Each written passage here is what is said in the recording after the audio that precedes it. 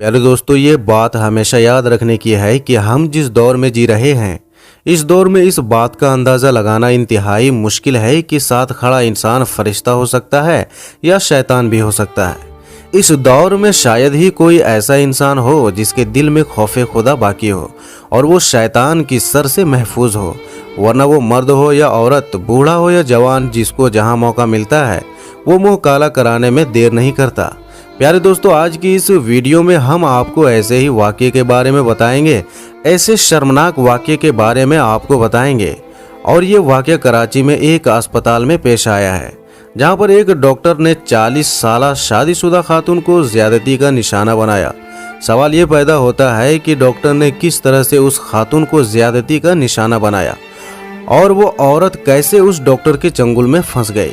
आज की इस वीडियो में आपको मुकम्मल वाक़या बताऊंगा और आपको बताएंगे कि किस तरह से इन मसीहा के पीछे कुछ जानवर नुमा इंसान भी होते हैं जो इस पेशे को बदनाम करते हैं और लोगों की ज़िंदगियों के साथ खेलते हैं।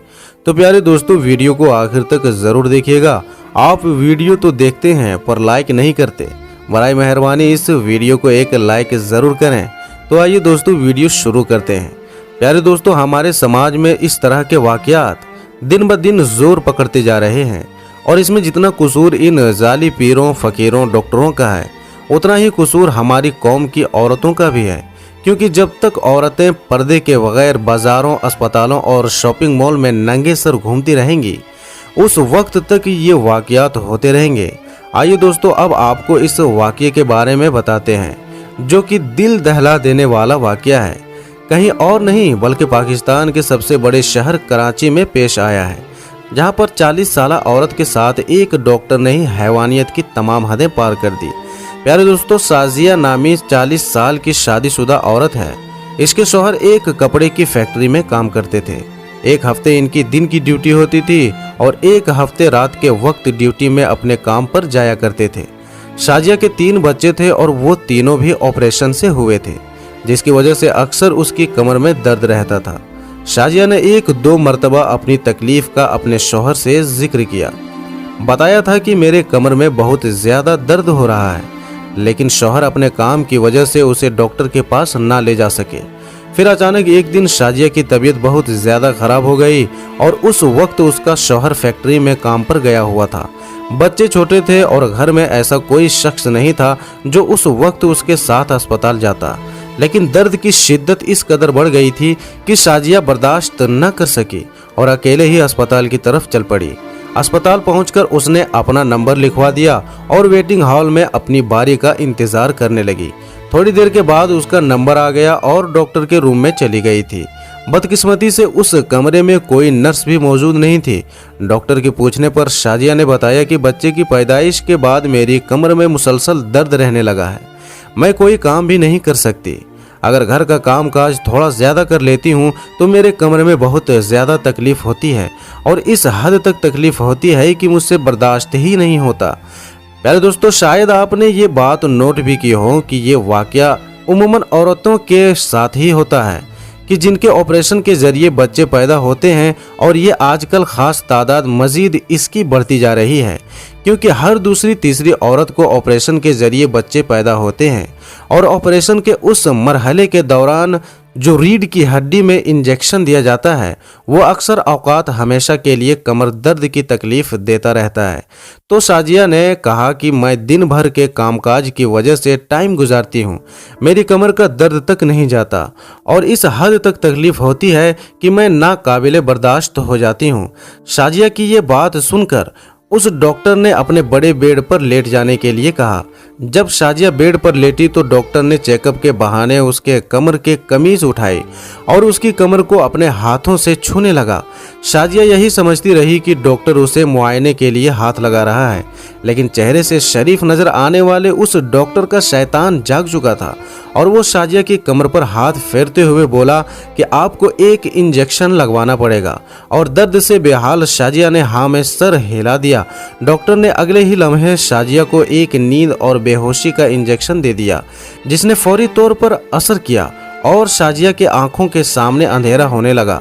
जब उस शैतान को इस बात का मुकम्मल यकीन हो गया कि वो अपने होशो हवास खो बैठी है, तो वो उसे अपनी हवस का निशाना बनाने लगा।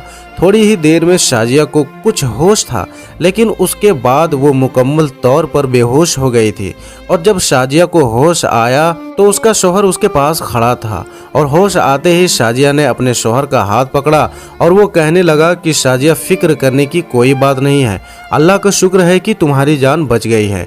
डॉक्टर ने बताया कि तुम्हें कोई दिमागी दौरा पड़ा था, इसकी वजह से तुम बेहोश हो गई थी। शाजिया की आंखों में आंसू थे, लेकिन वो अपने शौहर को कुछ भी नहीं बता सकी। शाजिया की तबीयत सही होने पर उसका शौहर उसे अपने घर ले आया। प्यारे दोस्तों, ये अफसोसनाक वाकया कराची के एक प्राइवेट अस्पताल में पेश आया, और ये वाकया 2019 में पेश आया।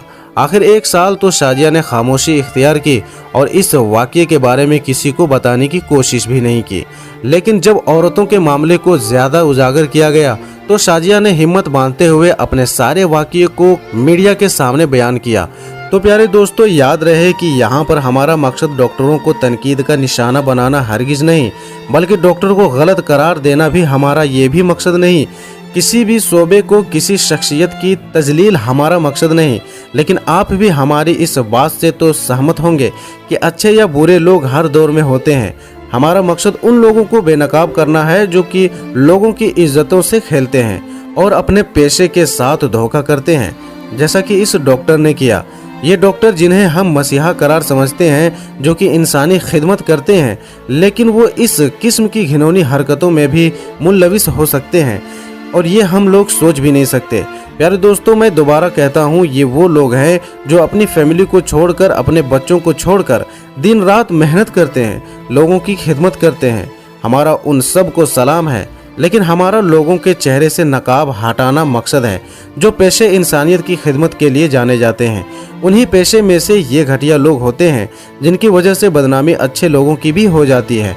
अब जिस तरह से ये वायरस फैला हुआ है, तो ऐसी सूरत में देख लीजिए कि डॉक्टर किस तरह से अपनी जान पर खेलकर आवाम की खिदमत कर रहे थे, लेकिन वहीं पर इस किस्म के भेड़िए नुमा इंसान भी होते हैं। प्यारे दोस्तों, हमें यहाँ देखना है कि गलत अच्छा बुरा कौन है। गलत वो डॉक्टर है या हमारी भी कुछ गलतियाँ होती हैं। औरत को बेपर्दगी के साथ अपने महरम की गैर मौजूदगी में अकेला कहीं भी नहीं जाना चाहिए।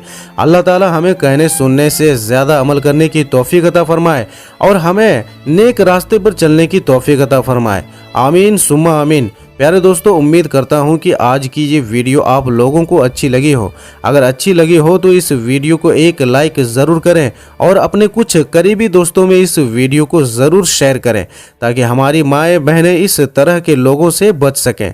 और हमारे चैनल को सब्सक्राइब कर लें। फिर मिलेंगे किसी अच्छी वीडियो के साथ, तब तक के लिए अस्सलामु अलैकुम, खुदा हाफिज़।